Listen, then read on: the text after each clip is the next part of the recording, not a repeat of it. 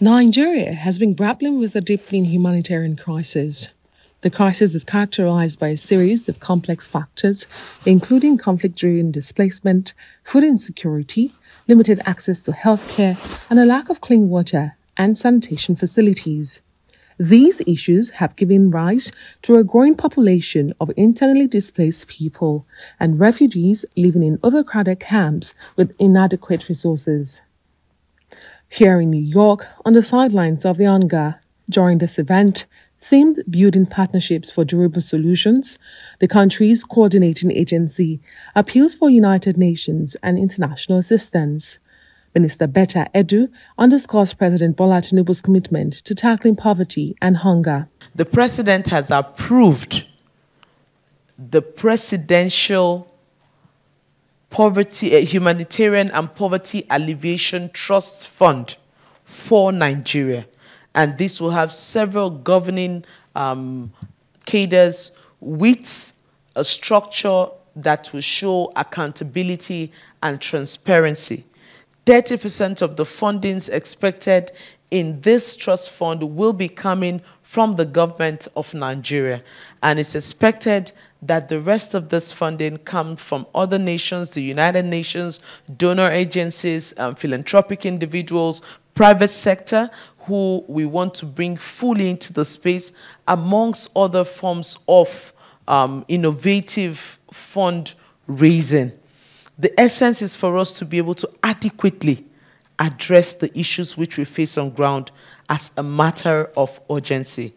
The National Security Advisor highlights insecurity's impacts to include increased poverty, food shortages, and disrupted education. It's a tragedy. It's unfortunate. We've never been rich people, literally. But the crisis of insecurity, extreme violence, terrorism, banditry, Boko Haram, collectively continue to push at sinking us further into poverty, more than anything. Taking our kids out of school. If you go by the records, 24 million children out of school in the world today, 18 are in Nigeria. UNFPA emphasizes durable solutions, data, and collaboration, while the United Nations Under-Secretary for Humanitarian Affairs calls for multi-sectoral partnerships. As the most populous country in Africa, we cannot overstate the significance of Nigeria at the regional, continental, and global levels, especially in this evolving and multipolar world.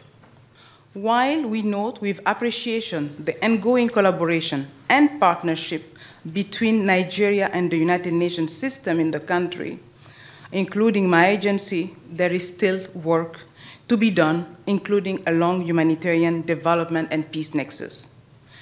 Prioritizing the needs of women and girls and the most vulnerable is at the heart of durable solutions. To address multi-sectoral challenges, multi-stakeholder partnerships, and you've invited them, the private sector as well as agencies, which is a wonderful, wonderful decision, to bring us together, humanitarian development, climate actors, private sector, public sector, to address the difficult intersectoral issues of resilience.